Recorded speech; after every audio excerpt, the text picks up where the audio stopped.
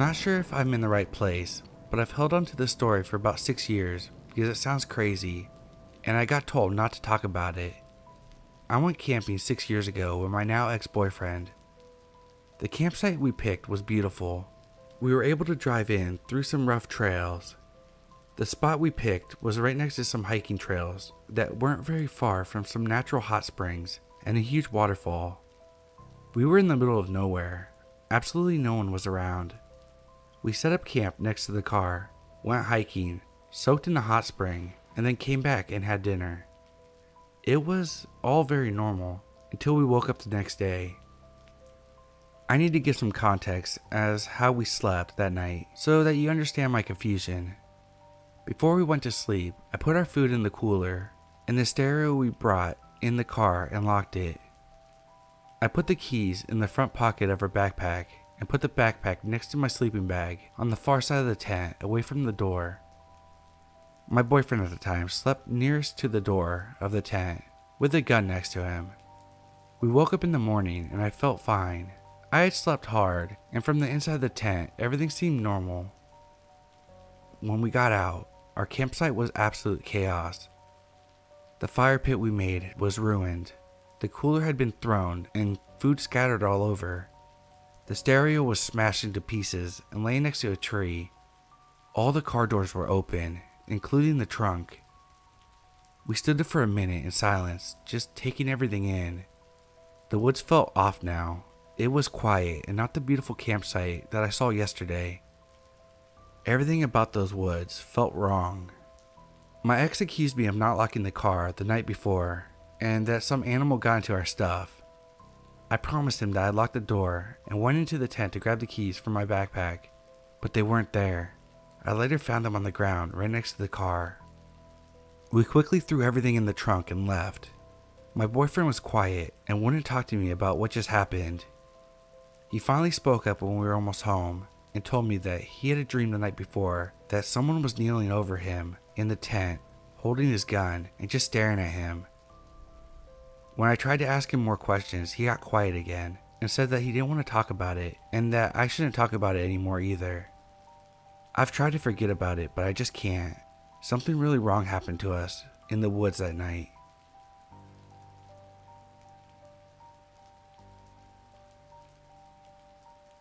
When I was 16, about 7 years ago now, I was at home alone often for as much as a week at a time due to my dad traveling a lot for work.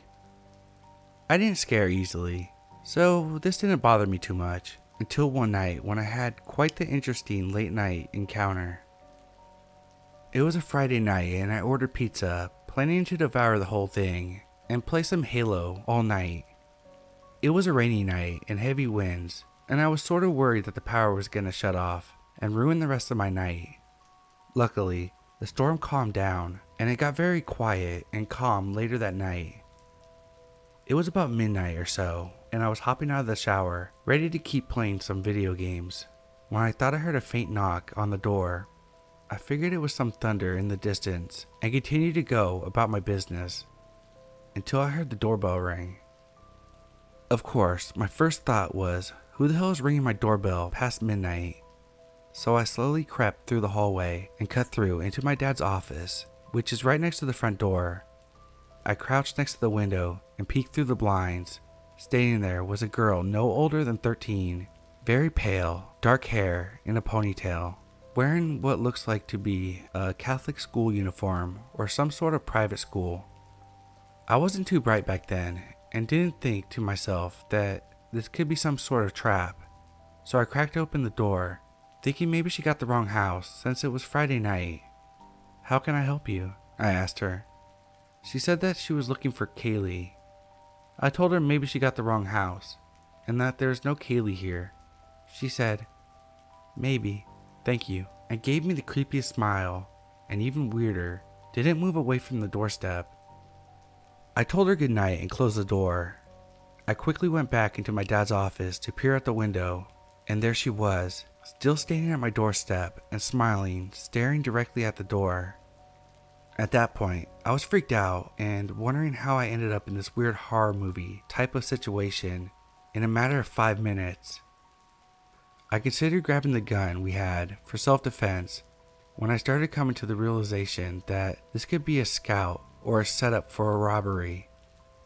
After a few minutes, she slowly starts to walk away and goes down the street out of sight. About 10 minutes goes by, and after texting a few of my friends explaining what I just experienced, I go to the kitchen to get a drink. Suddenly, our motion sensor lights go off in the backyard. This happens a lot when animals run through the yard, so I took a quick peek out the back window to check it out, and there the girl is again, back facing the house, in the middle of our fucking backyard, lit up by these extremely bright lights. I crouched down and strained to listen because I thought I heard her speaking as well. After hearing some muffled words, she screams, "Not right now!" so loud that she woke up the neighbors. She turned around towards the house, took one step like she was going to the back door, but turned around again. She calmly walked to the door in the fence, opened it, and walked into the street behind the house, cutting through my neighbor's yard behind me. I watched her for as long as I could on the street until she disappeared from sight. Needless to say, I didn't sleep that night. I thought maybe some kids were just playing a prank, but it troubled me for a while because something felt very sinister about the girl.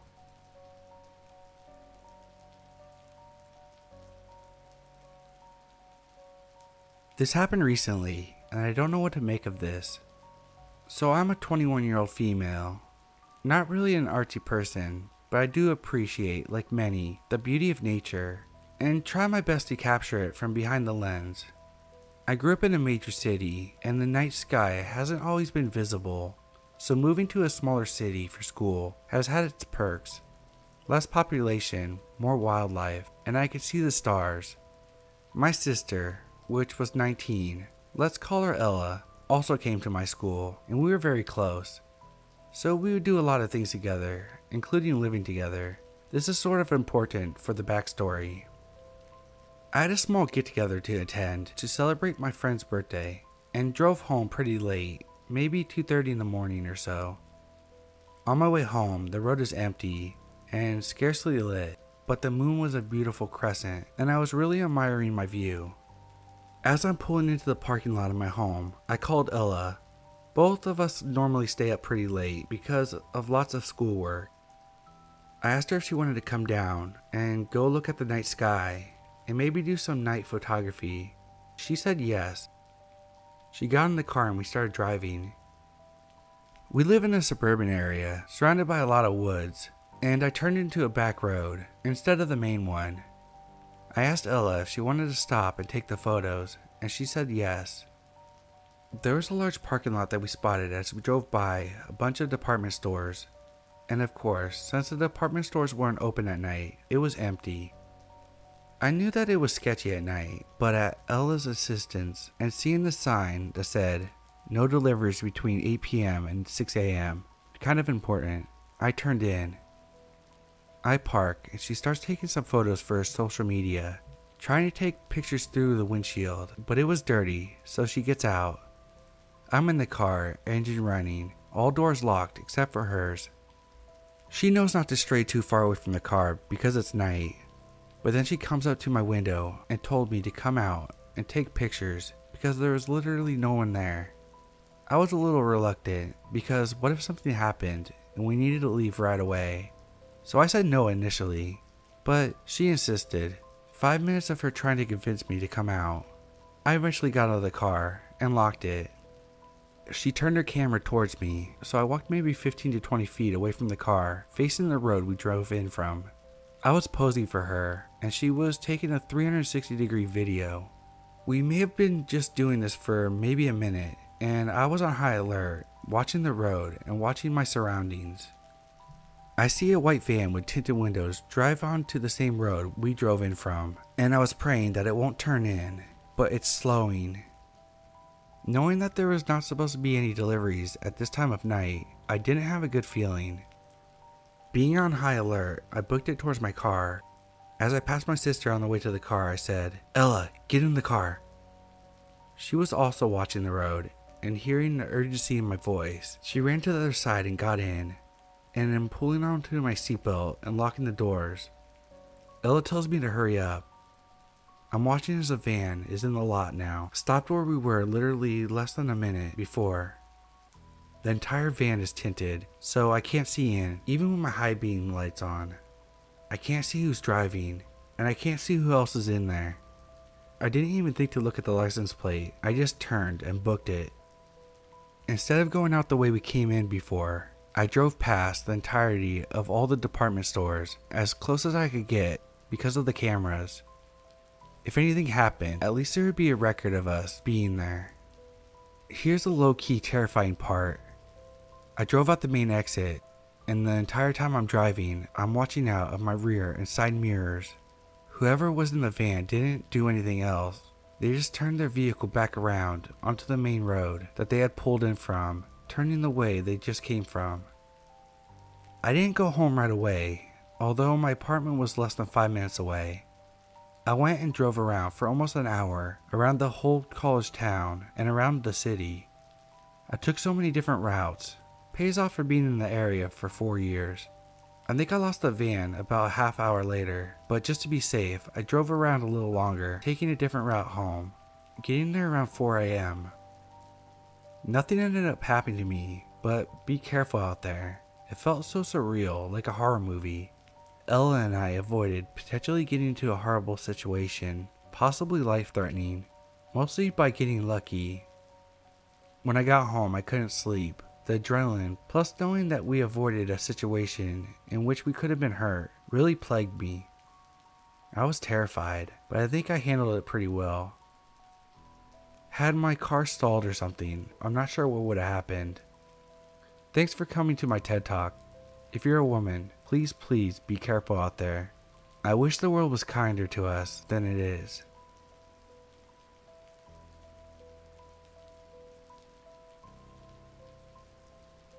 Shortly after my son was born, I moved into a new house with my girlfriend.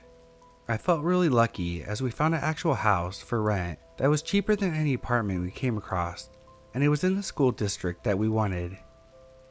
The house was quite isolated from neighbors, and the front of the house was abnormally far from the street, and the backyard was surrounded by a dense tree line.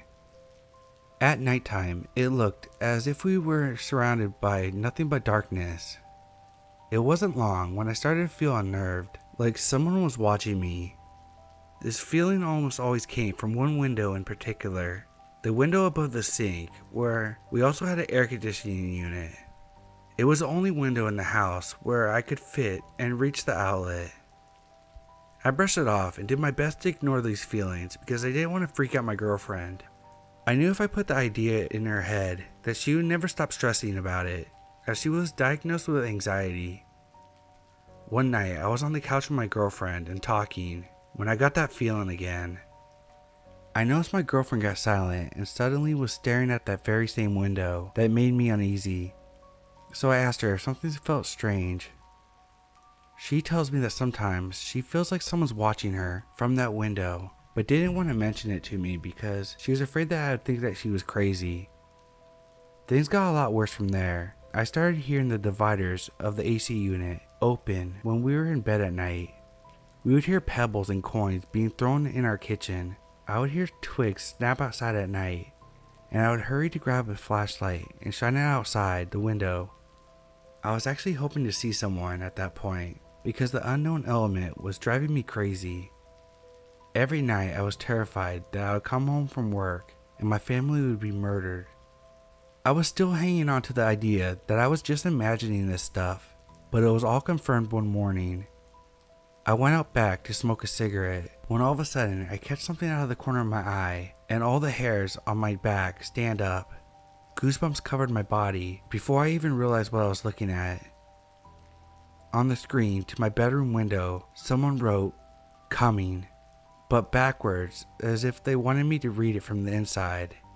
What made this even scarier was that window was open and I slept right next to it. Basically, you could reach and stab me in the back without even having to stand on anything. I started to keep that window shut and locked. I stacked empty soda cans in front of them, so if someone did manage to open the window, they'd make tons of noise coming in. One night, I got home from work at my usual time, about 1 a.m. We were going out of state for a couple of weeks the next morning, so I really wanted to just get home and sleep. I shower, we get all the lights off, and make our way into bed. Almost immediately, we hear the divider of the AC unit open up and pebbles coming and bouncing through our kitchen. I snapped. I got up and screamed, "I'm sick of this shit. I'm gonna fucking kill you." I got dressed, hand my cell phone to my girlfriend, and told her to lock the door behind me. Told her to call 911 and not open the door unless she's certain it's me. I get outside and I'm just listening for movement. It probably took me a few minutes to get dressed and go outside. Finally, about 20 seconds later, I hear a car door slam on the street directly behind us through the tree line. I hear tires squeal and peel out, and I can hear it driving fast through our neighborhood. I'm hyper aware at this point and can tell the streets it's taking, as I've been in this neighborhood my whole life. I hear it turn onto the main street and realize that it's gotta pass my street next. But it doesn't pass my street, it turns down it. It drives really fast past my house. All I could think to do was to point at it, looking as aggressive as I could. I went to sleep. We went on vacation for a couple weeks, and none of us got that feeling ever again. We never even heard a single noise out of the ordinary again. But the next time I moved, I made sure to buy a house with the windows high off the ground.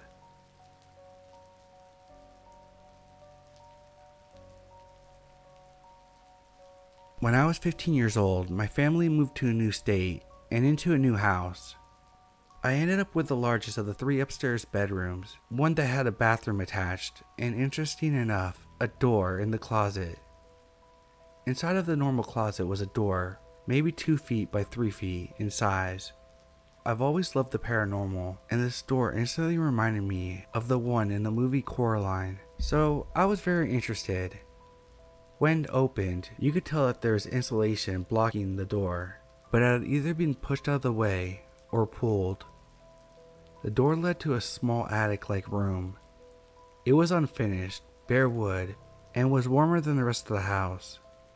I shut the door after not finding anything interesting and didn't give it another thought for the next few weeks.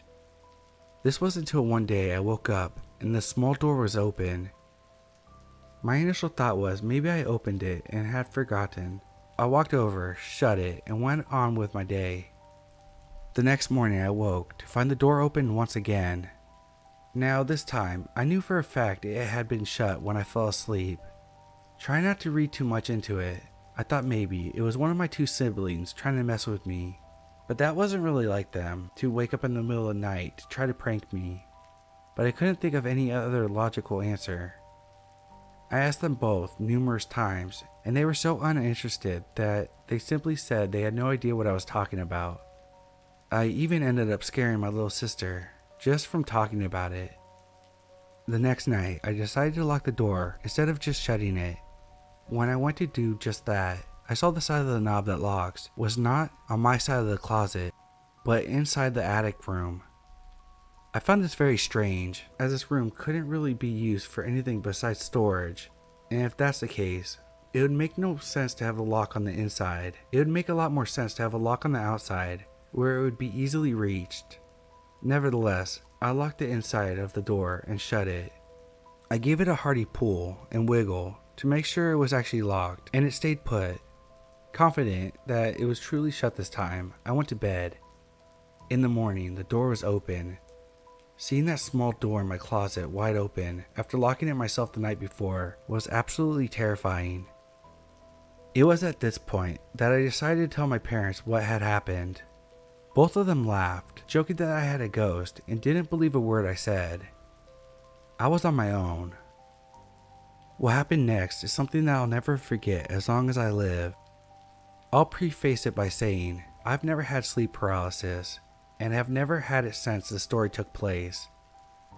I went to my bedroom to take a nap.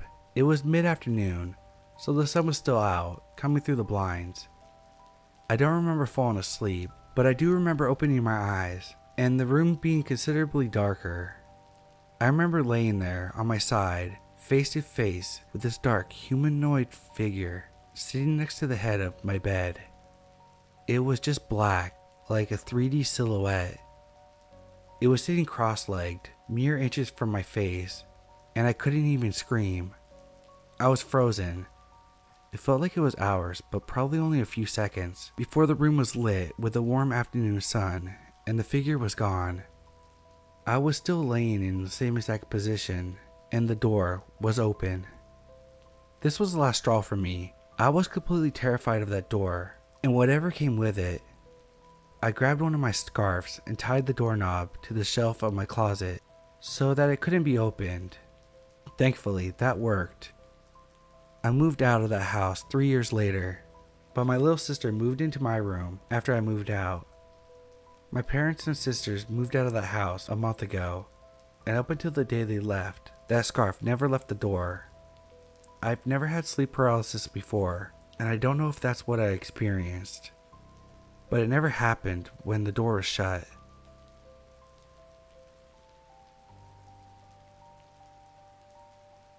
I can't sleep, so I thought I'd write out this experience I had a while back. Someone I loved very much passed away 4 years ago, and I was devastated over their death. The graveyard he's in is beautiful, and it became my spot. Before he died, we actually used to walk his dog there together. I would visit his grave for hours sometimes and read, listen to music, walk around. I would go at night, often after I got off my second shift, around midnight. One night, I was really upset about something and wanted to visit him. I pulled in and drove over to his site, but something felt off. I got out of the car and immediately wanted to get back in. I have really good intuition and tend to always listen to my gut, which has never lied to me. I drove back, but you have to go all the way around the cemetery to get back to the entrance. As I got to the top of the hill before the gate, which is pretty far in, I see a person walking super fast, like almost speed walking towards my car. I jump a mile. I look closer and an old woman was walking directly towards my car with that gigantic smile on her face. After seeing the creepypasta, The Smiling Man, it became one of my irrational fears. It was pretty chilly that night, and she looked like she was only wearing a long sleeve shirt and pants, no parka or anything. The woman walked almost into my car, then turned and walked off towards the woods on my right side. I drove farther towards the gate and looked back, and she was literally walking straight into the woods. Now, at this point, it was like 1 a.m., and the cemetery isn't in a good neighborhood. It was bizarre. I drove out of there as fast as I could.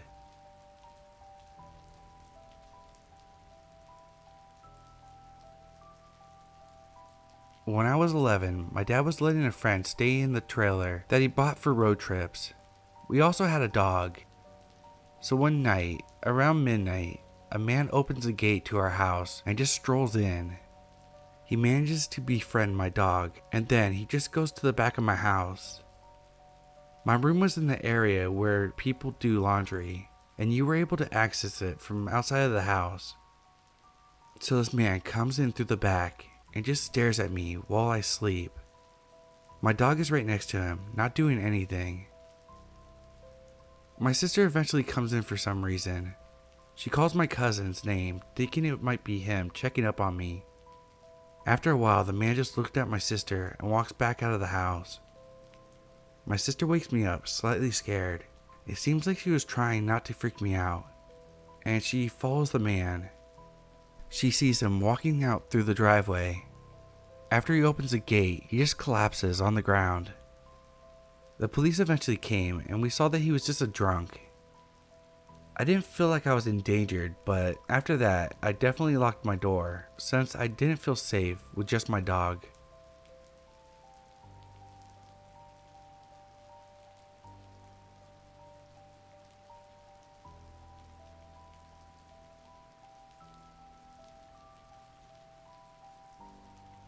I used to live in a small farm growing up, but as soon as I was 18, I moved out instantly, and let me tell you why. When I was 12, me and my best friend Zach, who lives down the road, used to go in the woods and play. Since we lived in the country, there was almost nothing to do. We would always explore and pretend to be treasure hunters. I used to always take my dad's old cowboy hat, and Zach would take a small shovel every day. But if there was bad weather, we would just play games on the Nintendo 64. We would always go a bit deeper into the forest every time we went in. We usually managed to find something interesting in the woods, like old coins, water bottles, some nice looking stones, and some other things. Yeah, you know, really lame stuff, but we were kids at the time, and we always thought of it as some sort of treasure. I had a small box under my bed that I put things that we found in it, and so did Zach. We had an awesome childhood, but then some creepy shit started happening over some time. One day when we were exploring the forest again, we came across a well. We got really excited, thinking we found something good, and we checked it out. But there was nothing special about this dry well. We pretty much got our hopes up for nothing. The next day was Friday, and when we got back home from school, Zach went back to his house and I went back to mine. Not long after having a snack, Zach was at my door. I grabbed my dad's hat and opened the door, and when I opened it, Zach was there with two other boys. They were much bigger than Zach. Zach introduced them as his cousins, saying that they were staying with his mom and dad for the weekend.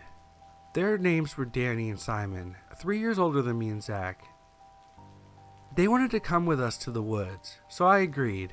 It was just a normal day for the most part, but Zach's cousins were total assholes, saying it sucked being in the woods and asking how we never got bored out there. Later that night, around 11 p.m., I got knocks out my bedroom window. It was Zach and his cousins. They told me to come down. I managed to get downstairs without awakening my parents. I opened the door and the cousins asked me if I wanted to go back to the woods. I had never been there at night before, and to be honest, I didn't want to go, and I told them that. And then they said, "You're lost." They went off in the direction of the tree line. I then changed my mind, grabbed my dad's hat, and ran after them. I caught up with them, and we started walking deeper into the woods, and I was scared shitless, and by the look of Zach's face, he was scared as well. The cousins stayed in front of us, shining their flashlights on the spooky trees. I noticed that we were going in the direction of the well. I had known that forest like the back of my hand, so I had a plan in case shit hit the fan. We were coming up on the well, and suddenly the cousins stopped and turned off their flashlights. We asked them what was wrong. They stood there like statues. Then we went around them since we were behind them, and I froze as well. There was a person standing in front of the well, not looking in our direction thankfully.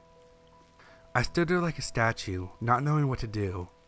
Then one of the cousins, I think Simon, whispered, "Turn around slowly and walk slowly. Don't make any sudden moves."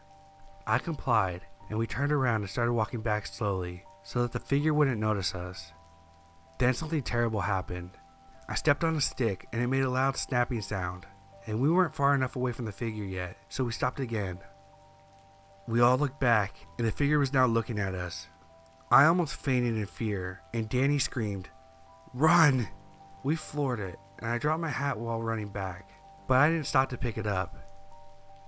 I had no idea if this figure was following us, since our footsteps were all loud and I couldn't make it out. I didn't look back either, so I didn't know.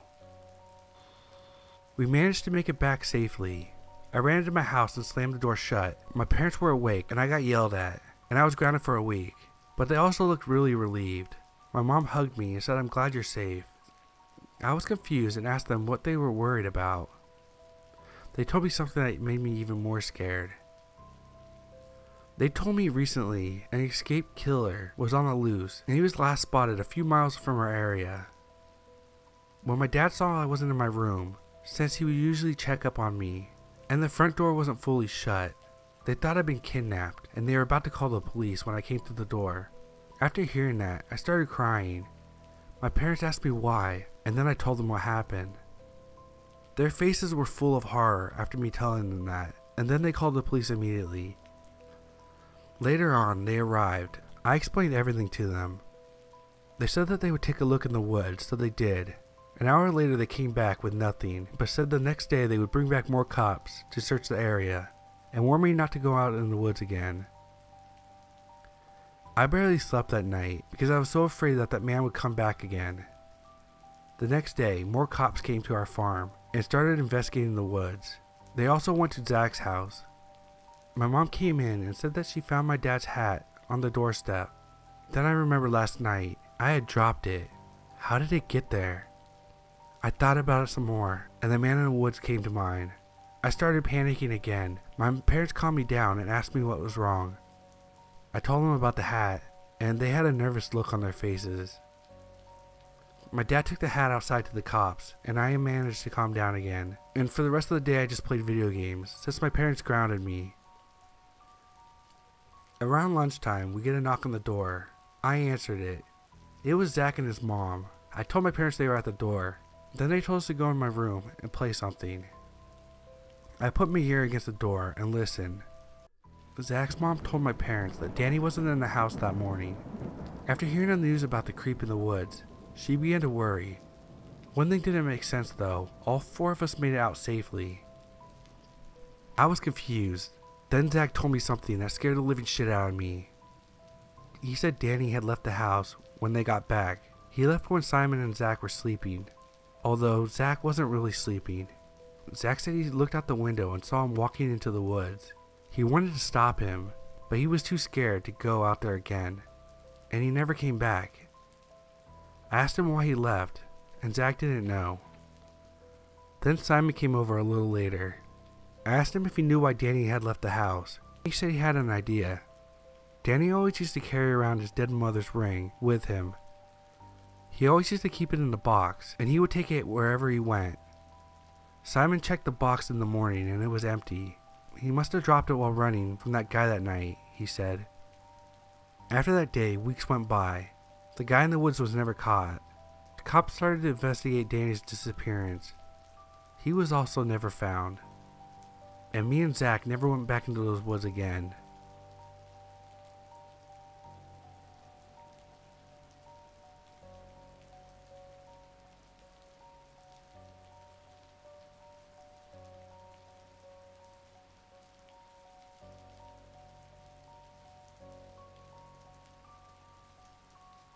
A stranger got in my car at an empty gas station and wouldn't get out. This happened just last night, and honestly, I'm just a little bit shaken over it still.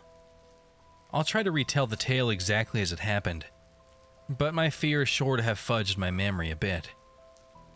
I work evenings as a dispatcher in a medium-sized Midwestern city. I was driving home at 2 a.m. when I stopped for gas. In retrospect, it was stupid to stop at all. The gas station was poorly lit and completely empty of any other customers.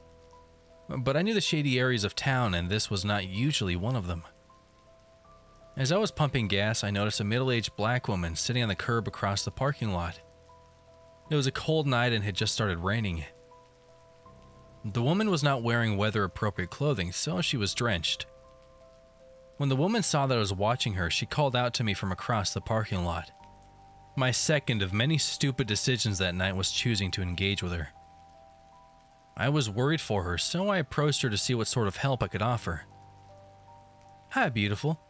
I'm just trying to get home, but no one will help me," she said.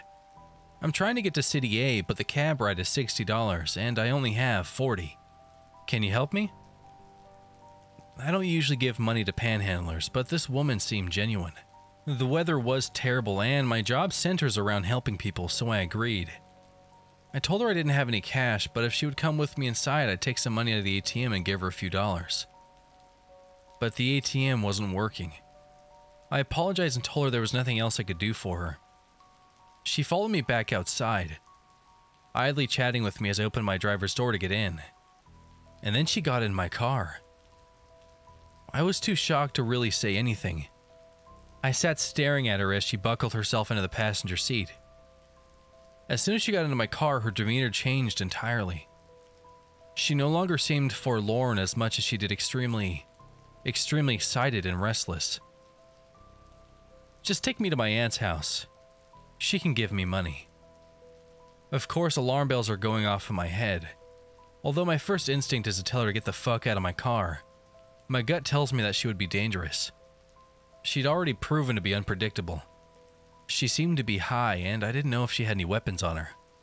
Forcing her out of my vehicle, I thought, had the potential to elicit a violent reaction. "Where are you asking me to take you?" I finally said. "Just start driving, and I'll tell you where to turn." "No, if you want me to consider driving you anywhere, I need you to tell me where we're going," I say, with no real intention of driving her anywhere. Don't worry, honey. I'm not one of the bad blacks. I'm not going to rob you or nothing, just drive. No, I repeated, where's your aunt's address? Okay, it's on Street A. What's the house number? As I was asking her questions, she got really agitated. We still had not left the gas station parking lot.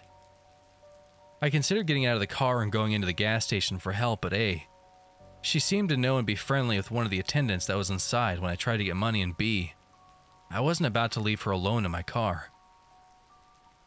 Finally, she snapped at me and said, "Why are you asking me so many questions? I thought we were friends. You don't trust me? Is it because I'm black?" "I work at a police department," I said.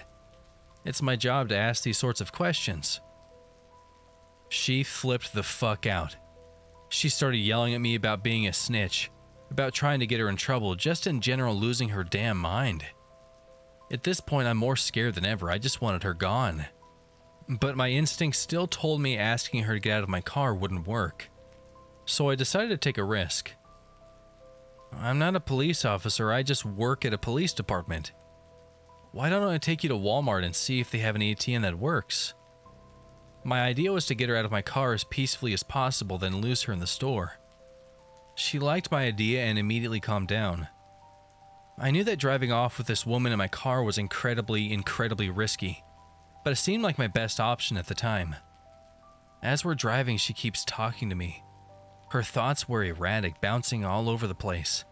It sometimes seemed difficult for her to follow through, one thought at a time, but this is roughly how our conversation went. "I'm glad we're friends now. I have about 5 or 6 people trying to get me. I'm going to come to your work tomorrow so we can arrest them together." "Okay, we can talk about that tomorrow.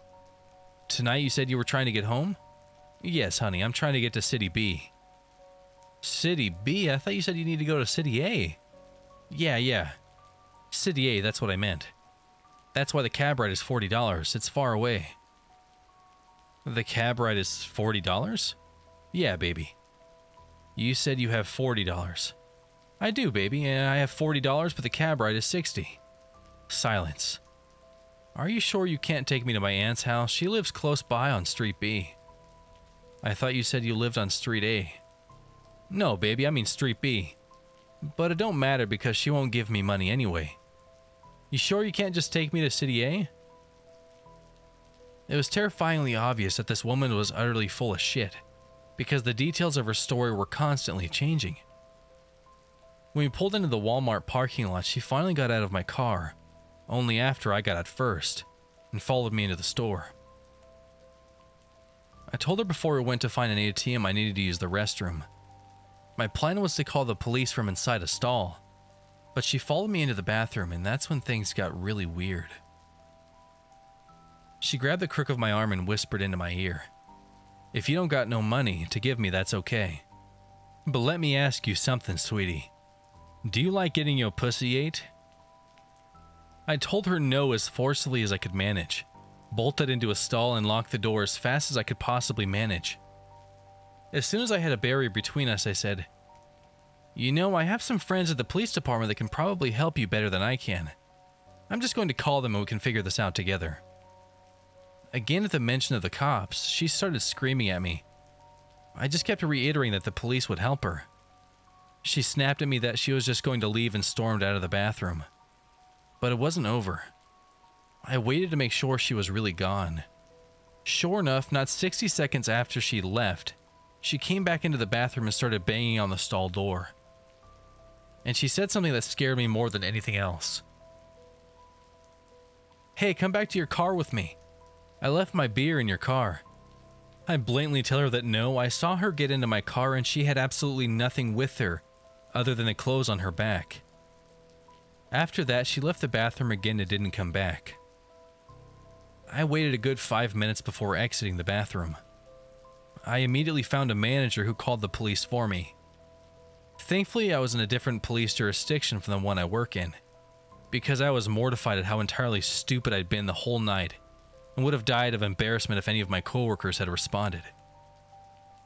The officer that responded took my statement and advised me to be more careful in the future. He said that sometimes panhandlers turn violent, and that just recently there had been a report of a woman who matched my description assaulting a Good Samaritan that had stopped to try to help her. I definitely learned a lesson on stranger danger, and I'm lucky to have come out unscathed. I'm glad my stupidity didn't kill me. So Reddit, the next time you try to help a stranger at night, don't.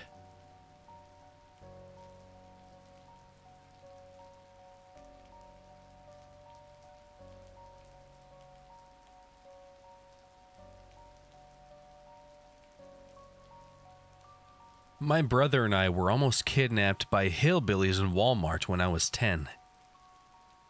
So this happened about 13 years ago. I was 10 at the time, my brother was 8. We had just moved to a new town that year, and the Walmart here had this sweet arcade up near the service desk. So every time my parents would bring us grocery shopping, they'd give us each a few dollars and let us play in the arcade. The town had an incredibly low crime rate, and the arcade is at the front of the store where dozens of people are checking out. So what could possibly go wrong? My brother is playing the claw machine while I'm standing on the side of the machine, trying to help him angle the claw perfectly above a stuffed animal he's trying to get. Suddenly, this random hillbilly walks up to the claw machine next to us, inserts a quarter and begins moving the claw around. But for most of this time, he's making eye contact with my brother and smiling, not even watching the game. He's not talking to us, just staring and smiling. He has long, thin brown and silver hair, pulled back in a loose ponytail at the base of his skull, a camo trucker hat, and a long, scraggly beard. I remember vividly the way he smelled. Stale beer, ashtray, and something that smelled like a sweet yet sour dirt or fungus. He tries making small talk with my brother and I, who were raised to be aware of strangers, but still to be polite. Eventually we got bored of the game we're playing, and I ushered my brother to follow me to a new game, on the opposite side of the arcade. A few seconds later, the man follows us, stationing himself once again at the claw machine next to us. At some point, an overweight lady walks in and says to the hillbilly, "What are you doing to these little kids?" and snickers at me. He replies, "I'm trying to win them some stuffed animals." She then begins playing the claw on the other side of us, so that my brother and I are sandwiched between these two strange hillbillies.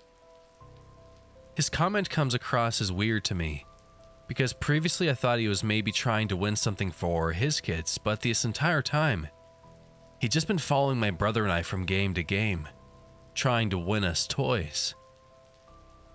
This has been going on for maybe 20 minutes at this point.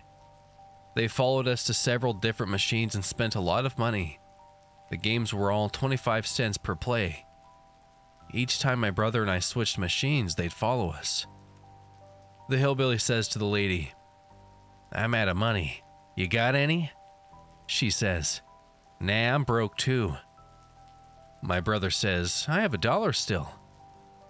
Now this is the part that really scared me. I remember listening to these two talk about some weird things with us, asking if I have a boyfriend, asking where we go to school, where our parents work, asking if we've ever done drugs, etc. But when my brother said he had $1, she responded with the most terrifying thing I'd heard from them yet. The woman suddenly bursts out, "Well shit, then give it to him, boy."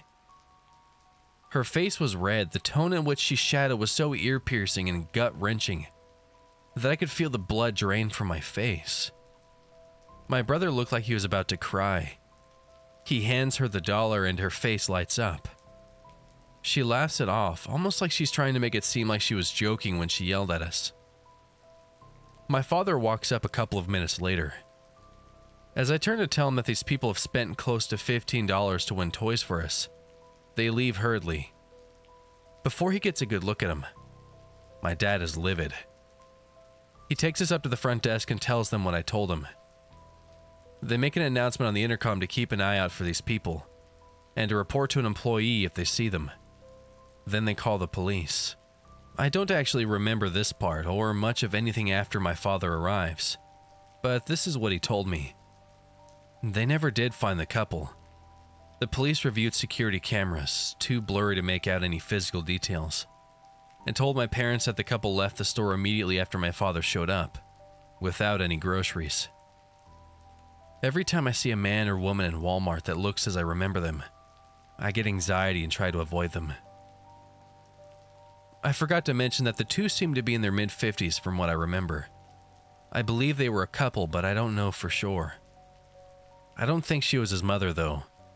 It seems a few people thought they were mother and son based on the way I explain it, so I apologize for that. So to the hillbilly couple lurking in Walmart. I hope to never ever meet you again.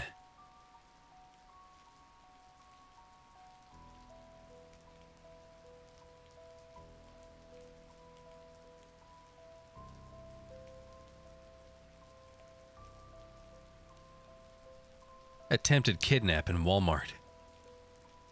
There are tons of stories on social media of women fearing for their lives in stores. I can't speak to the validity of their stories, but I can tell you mine. I was working a job that sometimes had late hours, and I would blow off steam in my local Walmart afterwards, either to pick up groceries or to just walk around to wind down before bed. When I pulled up to the parking lot, there were two men hanging out in the almost deserted parking lot. I sat in my car for a minute because they scared me. I almost didn't go in, that's how much of a bad vibe they were giving me. They were sitting on the hood, and it wasn't until two other people showed up that I decided I felt safe enough to walk in with the two new people. The other two men followed. I did my shopping as usual across the store, until I realized I was being followed. The two men waiting outside previously were suddenly in my eye line every time I looked up. They were across from me in makeup. They were down the aisle from me in house goods, down the aisle from me in grocery. So I decided I would test them to see if they were following me. I walked to my left, and one of the men ended up looking at women's bathing suits while he was watching me. That was it. There was no denying now. As I made my way towards the front of the checkout, I saw one of the men sprint out the front door ahead of me.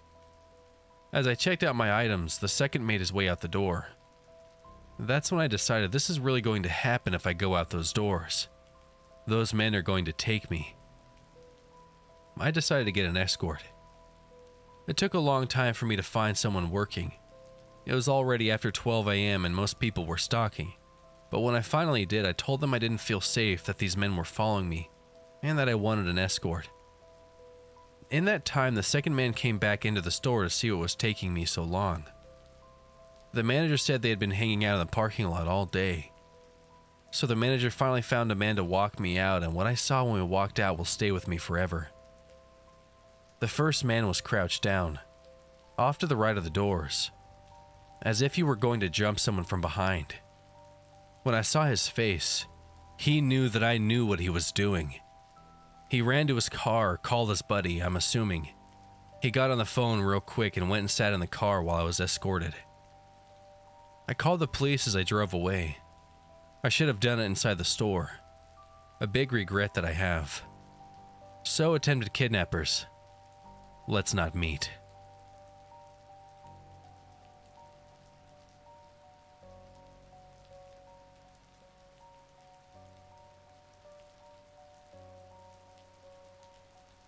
Walmart guy won't let me leave.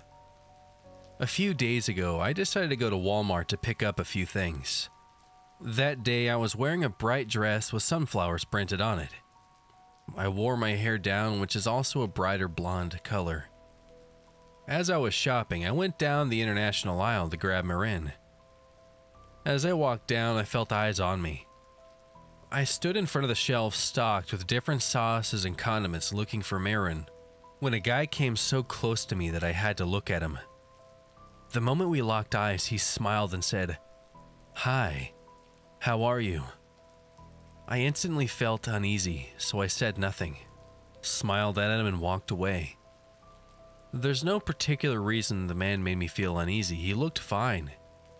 He looked like he was in his early to mid-30s, maybe a few inches taller than me, around 5'8", and had brown hair. His dirty orange cut-off shirt and brown boots made me think he was in construction, but who knows. All I know is that he was weird in a way I can't put my finger on. After I walked away, I went to the complete opposite end of the store and kept looking around me. He was nowhere to be found for the next 20 minutes or so that I shopped. So I thought I was just overreacting. I started heading towards the checkout area, and once I got to the lines, I saw him standing right next to the refrigerators next to the checkout, staring at me. He had one item in his hand, so after we made eye contact, he walked towards the self-checkout area. I did a 180 and checked for the longest line I could find, thinking I could wait him out. It took about 20 minutes to get through checkout, and I dragged my feet walking out of the store, making sure the guy wasn't waiting for me in the store. With him nowhere to be seen, I picked up the pace once I got outside. I started to think I was being irrational. He wasn't unattractive, he gave off no signs of actually being dangerous. I must be crazy, right? Walking towards my car, I saw a brown worker's truck waiting close to the exit start to drive around the parking lot once I stepped out of the store. I didn't think much of this truck at the time, because I had thought the guy had left, and at that point, I just wanted to get to my car because it was raining.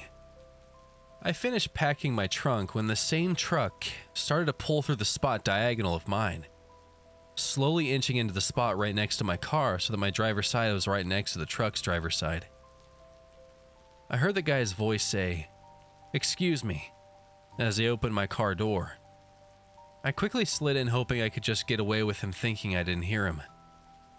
I locked the door, turned the car on, and quickly turned it into reverse. I started pulling out, but before I could get far, the brown truck pulled forward and moved diagonally right behind my car, so that I couldn't back up without hitting his car entirely. I looked in front of me and realized with the car in front of me, there was no way I was going to just drive out of there with no issues. I turned my head and saw the guy sitting in his truck with his window rolled down. I decided to roll down my window and asked, "What's up?" in a hostile tone. He began, "I just saw you in the store, and you are absolutely so beautiful. I just had to tell you." "Oh, thank you," I said, praying he didn't get out of his vehicle. "I couldn't let myself walk away without asking for your number so that I can take you out," he told me. I picked up my hand with my wedding ring and told him, "I'm married." As he began to respond, I rolled up my window and stared at my steering wheel, waiting for him to move his truck. I couldn't stand to look in his direction because I felt his eyes on me. So after what seemed like the longest minute, I heard him finally move his truck. I peeled out of there in a heartbeat. The guy might have had great intentions, he might have been genuine, but I got a dark and heavy vibe that didn't sit right with me. So, guy at Walmart who blocked me into my spot to ask me out, let's not meet again.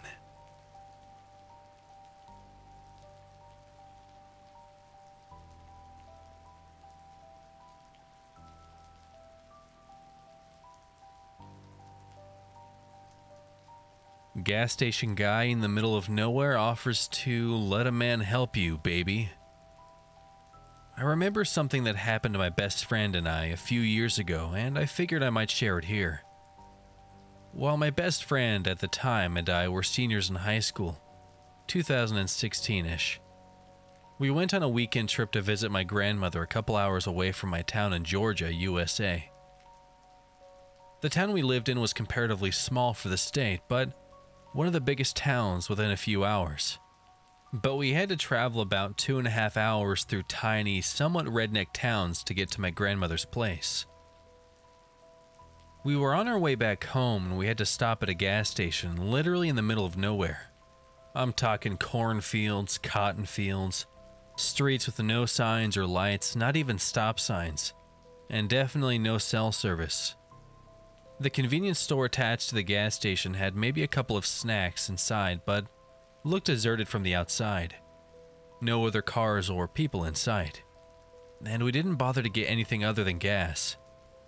I paid with card, mainly because I didn't want to leave my 5'1", 100-pound friend alone in the car while I went alone inside. Another car pulled up on the other side of the single gas pump while I just started pumping gas. And because of everything I read on the subreddit, I already had a weird feeling and decided to stay alert and stand outside of the car with my driver's side door open, so my friend could see and hear everything going on. A thin, late 50s-ish older man got out of the car and seemed to be paying at the pump and standing beside his car while he got gas. But after a few seconds, he walked around the pump and maneuvered himself around my car door to stand within a foot of me, and asked if he could pump my gas for me. Luckily, the gas nozzle was locked, so it was pumping without me having to hold it, and I immediately placed myself between the opening of the door and the man, and prepared to either shut the door with me inside it or move and slam it behind me to protect my friend if necessary. I calmly told him it was fine, no thank you. He looked me up and down with the corner of his lip tilted up and said, "Pretty girls like you shouldn't be out here all alone, and you definitely shouldn't have to do this by yourself. Let a man help you, baby," and covered my hand with his own as he reached for the gas pump I was holding. I jerked my hand out from underneath his and slammed my car door shut, thinking the last thing I would want is him jumping in my car and driving away with my friend in the passenger seat. Orange flags started turning red, and my usual overly polite demeanor turned serious as I remembered something I'd read here that said it was better to be safe and to seem mean rather than be polite and uncomfortable. So I responded and said, "Sir, get away from me. I can pump my own gas and I've already said no thank you. Leave us alone." He didn't move, only raised his chin and managed to make eye contact with me, all lip tilt gone. I stared him down and figured I'd gotten enough gas to last us enough time to get the hell out of wherever we were. So I maintained eye contact, pulled the nozzle out, and basically threw back onto the pump before getting into my car and drove away before he had even moved. As we drove away, I glanced in the rearview mirror and saw that his car wasn't even being filled up with gas, telling me he was driving by and decided to help a damsel in distress out. My friend was shaking the whole way home, telling me she would have just let the man pump her gas. But I'm just glad some of the confidence I'd gained from this sub helped me stay so attentive and respond confidently enough to get out of the situation. So, creepy, helpful gas station man in the middle of Ghost Town, Georgia, let's not meet.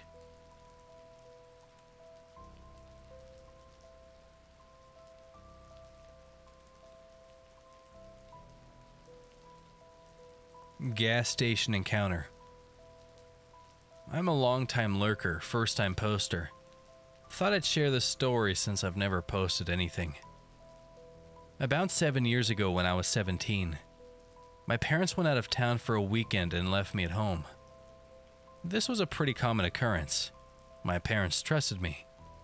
I would usually spend these weekends away staying with friends and family, as my parents' house is a bit creepy to be in alone, even during the day. We live in a small rural town where everyone knows each other, and generally it's pretty quiet and safe. Saturday, I was supposed to stay with a friend, but her parents decided at the last minute not to let me stay. It wasn't a big deal that I had to leave. I was somewhat prepared to have to go to home because her parents got weird about company sometimes. I left her house, which is about 15 minutes from my parents' house, around 9:30 or 9:45. While I was on my way home, I got a weird feeling that I can't really explain. I just knew that I didn't want to go stay at my parents' alone. I called my brother and asked if I could stay with him. At the time, he was living with a woman who had a small child. He told me it'd be quieter and easier for him just to come stay with me, since his dog would bark if I tried to come in the house. He said he would come be at our parents' house in 20 minutes. Side note that's relevant later, my brother is a relatively scary-looking guy. He's about 6'3", 200 pounds, pretty muscular and covered in tattoos. After hanging up, I decided to stop at a gas station and grab a snack before going home, so that my brother would be there when I got there. I pulled into the gas station. There were only a few cars in the lot, which is typical because this is a small town in the rural south, where everything pretty much stops after 8 p.m. I parked and walked up to the door. There was a man standing outside the door smoking. He opened the door for me without saying anything. This is normal Southern hospitality, especially since I'm female. I smiled and thanked him. Inside, there was another man standing by the door. I noticed him staring at me as soon as I came in. He gave me that gross up and down look and said something to the effect of, "Hey, sexy, what are you doing alone?" Creepy as fuck. I just ignored him and walked towards the back of the store. He yelled after me and called me a bitch. I still ignored him.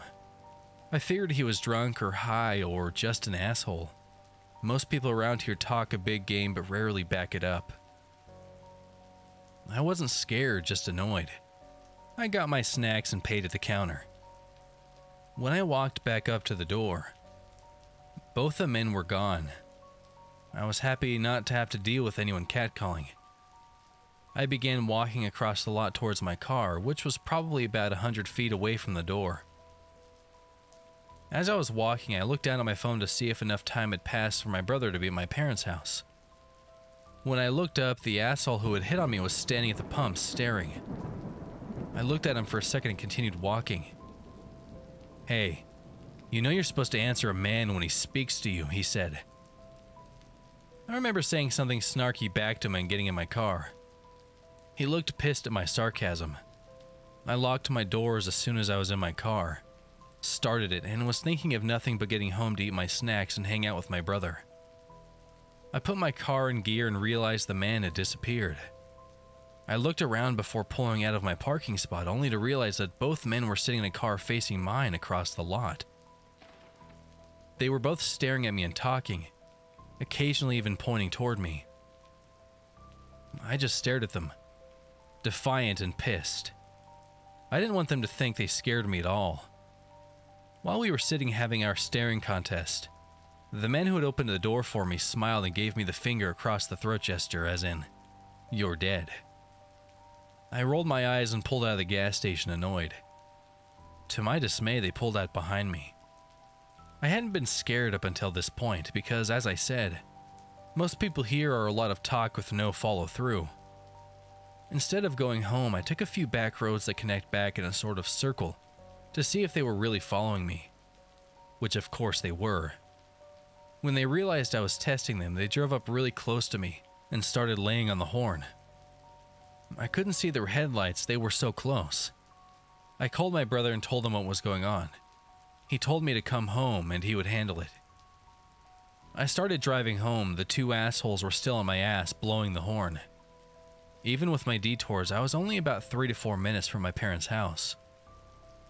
I slowed down to pull in the driveway and was immediately relieved. At the end of the driveway, my brother was standing shirtless, with his shoulders back, hands crossed in front of his stomach, clearly holding a pistol.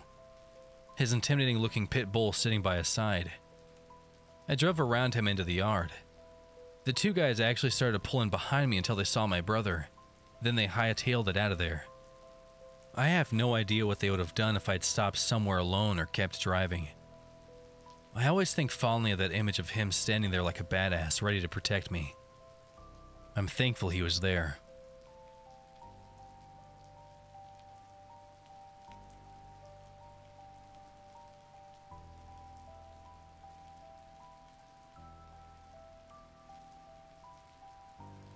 Hi everyone. I'm not sure how to best get this out there, so I'm going to start off with some background on where I'm from.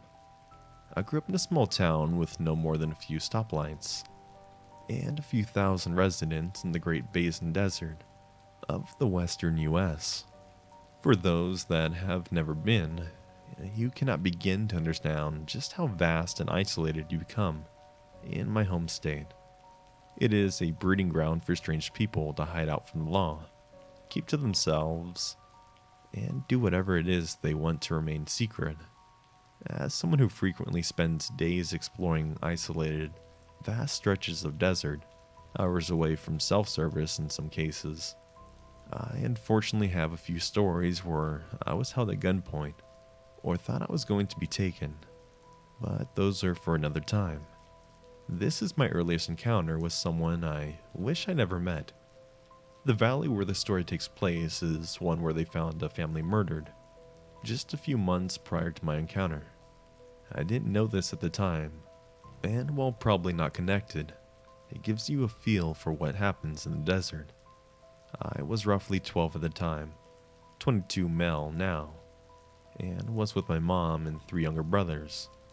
My dad and uncle were prospecting for gold, and we got bored, so we thought we'd go for a hike down into the valley, into an abandoned miner shack, probably 2 miles away. No biggie. We've done this many times to pass the time, and it's cool to see the old ruins. Note, my dad and uncle had their pistols. We didn't. We get down there with no issue, and the shack looks clearly abandoned and in disrepair. It looks to be from the early 1930s, and is kind of resting on a small hill, with dirt road leading to it. We go inside to explore, and all is good, till I see on one of the old shelves brand new canned goods, fresh pepper wrappers and all. I thought to myself that this was odd, but figured some backpackers must have left them for the next guy. Boy, was I wrong. We kept exploring this house until I come into a room, and I see something that I will forever remember. That feeling you get when you instantly know something is horribly wrong. That struck me pretty hard. That room had a fresh house cat hung from the rafters of the ceiling, with its abdomen slit open, intestines hanging out.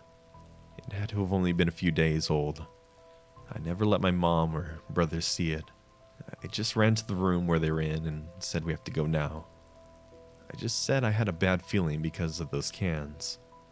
We get out of the house and we're about 50 feet away when my brother insists that he needs to go to the bathroom. I didn't tell them what I saw because I knew it'd freak them out, and he just had to go.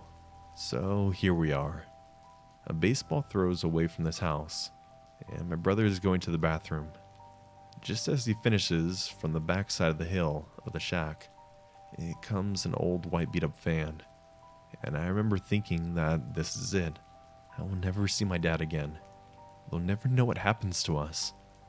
Out of the van, I remember vividly seeing 4 men step out and look into our general direction. I picked up my youngest brother and my mom, and the older 2 brothers all took off running. I never felt more scared in my life. I didn't dare look back to see if they were trailing after us. I couldn't make myself. After what feels like forever, we finally got out of the valley and met up with my dad and uncle. We tell them our story and we get the hell out of there. Till this day, I still can't help but wonder if I'd be alive today had I not seen the dead cat before those guys got to the shack. So, to the men mutilating cats in the desert, let's not ever meet again. At the time I was 17, and I was living for a few years in a small house with my mom after my parents divorced 6 years ago. The house wasn't huge, but we had 1 floor with our bedrooms and a small garden. We also have a dog who isn't really scary. It's one of those small dogs with a lot of hair. His biggest default is that he barks a lot during the day, every time someone is close from the garden. That annoyed me and my neighbors a lot. It's important to notice that my dog never barks at night and always sleeps in my bed with me. Anyways, one time in the middle of the night, I had a dream where I heard a constant dog barking. In my dream, I felt like it lasted 1,000 years, but it only lasted for a few seconds. When I woke up out of that nightmare, I didn't feel the weight of my dog on my feet. It felt like something was wrong, and then I realized my dog was actually barking and growling. I didn't understand what was happening. I just looked for my dog and saw him on the top of the stairs. His head turned towards the front door. The door opening the garage was actually on the side of the front door. I jumped out of my bed and rushed to the top of the stairs where my dog was. There was a shadow of a man standing just at the bottom of the stairs, next to the front door. I wasn't even able to shout. I just took my dog in my arms by reflex and ran towards my mom's room. My mom was just waking up. She takes medication to sleep, so it's very hard to wake her up. Thank God. The door of her bedroom can be locked with a key.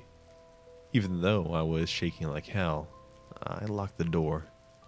My mom understood what was happening when we heard footsteps coming from the stairs. We froze in a corner of her bedroom, and she grabbed her phone to call the police. While we were trying to reach the cops, the guy started shaking the door handle, and then punching the door. After a moment, he stopped, and this psycho laughed. That's when my mom and I had the good idea of shouting, "I called the police, get out!" After a moment, we heard him going down the stairs, still laughing. We didn't dare to move until we heard the police officers. When they arrived, no one was there. In the living room, on the table, there was a note that he wrote, "See you soon."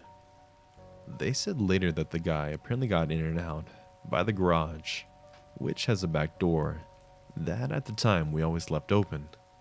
Immediately after that, we went living with my grandparents for a while and moved out into a new house a couple of months later. We never heard of this guy again, but we always checked every door is locked before going to bed, and I have trouble falling asleep ever since. For almost a year after, I waited until it was 4 a.m.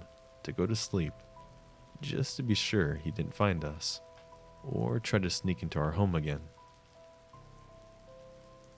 Since the moment I started working at this restaurant 6 months ago, the alleyway behind the restaurant has always given me an uncomfortable feeling. To gain a layout of this restaurant, it's located in the middle of downtown, 5 minutes from the Mexican-US border, since we're located into the tip of Texas, in the Rio Grande Valley. The alley itself is not located right behind the establishment. You just walk past its patio, then past our garage until you reach the side back door. That you have to prop open, as the door locks behind you once it's closed. During the day, I'll usually see people walking back and forth across the alley. When I go to take out the trash, it's typically a safe location, though it is also prominent for its homeless population. They're usually harmless, despite a few that are noticeably mentally ill. My colleagues have even gotten to know a few and have given leftovers whenever possible. I work as part of the kitchen staff at this restaurant, and most of the time we'll work past 10 p.m. At night, my boss usually never lets the women take out the trash, just to be safe, especially a petite 5-foot Hispanic, 28-year-old female. Anyways, since the quarantine started, our kitchen staff has become quite small, so I'll usually help take out the trash with one of the other men working. This night was pretty slow, and my fellow coworkers and I were encouraged to clean up and leave early, at around 9:45. I decided to get 2 of the slightly full trash bags and take them out back myself, assuming someone will see my actions and take the other 2 after me. As I walked past the patio to the garage, my gut began to fluster. I got to the back door and paused. Maybe you should wait, I told myself, but the smell protruding from the bags was nauseating. I pushed the door and propped it open with a brick we usually kept nearby. The alley was dark and silent. The air felt menacing. The only light illuminating was from the bulb above the door. I walked quickly to the bins and lifted up the top and dumped the trash. Then slowly, a man stood up from the other side of the dumpster. He wasn't very big, but he looked a lot older. He was sweating, but his demeanor seemed agitated. He must have been crouching and waiting for some time. I jumped back, holding my hands above my heart. That seemed to be pulsing through my chest. The man looked at me, eyeing me as my steps moved backwards. He shook his head, motioning me to stop. He was far too close for me to outrun him. I looked at his bushy dark brows and dark black eyes. Most of him were still cloaked in the night that surrounded us. His clothes didn't look homeless. but I still assumed he was since it's common for them to be out here at this hour, usually waiting for food. I told him I have no leftovers, but he shook his head again and took out a medium-sized knife. My eyes widened as I took in a breath. The following exchange took place in Spanish, but I'll translate. I don't have my purse. I was working. I'm still working. Just come with me, he said, using his knife as a pointer. My mouth grimaced. Having no idea where this small amount of courage came from, I said, "My friend is coming right now with the rest of the trash." "No, come now," he said, more harried, and stepped closer, and I stepped back again, speaking again with a little more tenacity. "They all saw me come over here. There's more trash, and he's coming right now. He's outside right now. I just need to yell." "You are not going to scream. I'll gut you." To this day, I don't know what came over me, but I replied with, "Mírame," or "watch me." We looked at each other, daring each other. Then we both heard footsteps coming from the inside of the garage, and he ran past me. I stood there breathing again. I don't even know. I was holding my breath until I turned to see my friend, John, come out of the door. "We're almost done over," he stopped after seeing my face. "What happened?"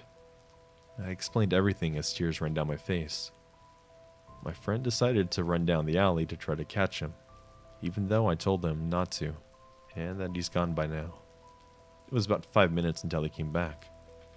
John relayed to me that no one was around, except for some homeless guys we were familiar with. He asked them if they had saw anyone running from the alleyway, and they said yeah, but they didn't recognize the man, and he took off in the opposite direction towards the border. John took me back inside and told their boss what had happened. They called the cops, whose station was pretty close by. They sent someone to patrol the area and gather a description from me, which I gave. My boss let me leave early, and John walked me to my car. He told me it's too bad we don't keep a camera back there. It would have been cool to see how I handled the guy. I smiled slightly, but my stomach was still in knots. He looked at me and apologized. I moved my hand to stop him and told him that I'll be fine. Unfortunately, I still work there, but I've been excused from trash duty from now on. Obviously, they never found him. I don't want to think about what would have happened to me if I was more compliant. Something gave me the courage to argue back at him, and thank goodness that my friend came out just in time. So, man waiting behind the dumpster, I hope we never meet again. This happened about 6 years ago. A little info about myself. I'm a 23-year-old female. I'm also very small. I'm 4'11" and weigh 95 pounds soaking wet. No, I don't have an eating disorder. My 11th grade year of high school is when this event took place. It was within the first 2 weeks of school, and I was a bus rider. We had a new bus driver. Me being a very social person, I always thanked him for his service, and always was super nice to him. And I believe that's where I messed up. One day after school, I was riding the bus. I was always one of the first to be dropped off. So when I realized I'd been on the bus for an extra 10 minutes, I was a little curious and just chalked it up to the fact that the bus routes get changed all the time. At this point, I've been on the bus for about 30 minutes, and there's 2 kids left on the bus. An old friend of mine and, of course, myself. This friend of mine lived in a very remote location, and there was absolutely no cell service out there. So when we dropped her off, I couldn't call my parents to let them know what was happening. My friend tried really hard to convince me to get off at her stop. Little did I know, I should have listened. As we were leaving this area, the bus driver pulls into a cemetery and told me to look out of my window. When I did, I saw a torn to shred baby deer. My whole body went into a shutdown mode. I didn't know what to do. My initial reaction was to pull out my phone and call my parents. When I remembered I had no signal, I immediately got up and ran to the back of the bus. Keep in mind that I'm the only kid on this bus. We sat by that deer for a good 10 minutes, and the whole time in the back, my blood is absolutely boiling. It was everything in me not to run off that bus and look for help. When we started to leave, he just started talking about random stuff. Like how he loves his wife and loves his new job as a bus driver. The whole time, he's barely paying attention to the road. I get on my phone and go to the Google Maps. Thank God they worked even without service. I realized my house was 50 minutes from where we were, and I was super excited to be going home soon. Boy, was I wrong. This jackass then decides to take a shit ton of back roads and kept talking to me. All the while, I'm sitting in silence with no service on my phone. So about 20 to 25 minutes later, I start seeing landmarks that are around my neighborhood. I look down and there's service on my phone. I immediately call my dad and he doesn't answer. Not even 2 minutes later, we pull into my neighborhood and he drops me off at my house. I wanted to run, but for some reason I just stood in my yard and stared at him, frozen in fear. Eventually he pulled off, and when he did, I took off running into my house. My parents were in their room freaking out about where I was. My mom started grilling me about where I was and what I was doing. I got out of school at 2:15, and I got home around 4:45-ish on a normal day. I would get home at like 2:30, so my mom was very upset. My dad's phone was dead because he tried to call so many times. I began to cry and I told them everything that had happened. My dad was furious and called my school and used my mom's phone to record the whole conversation between my dad and the principal and myself. My principal was extremely pissed off about what had just taken place, as was my dad. My mother was just cuddling me, asking me if I was okay and if anything else happened.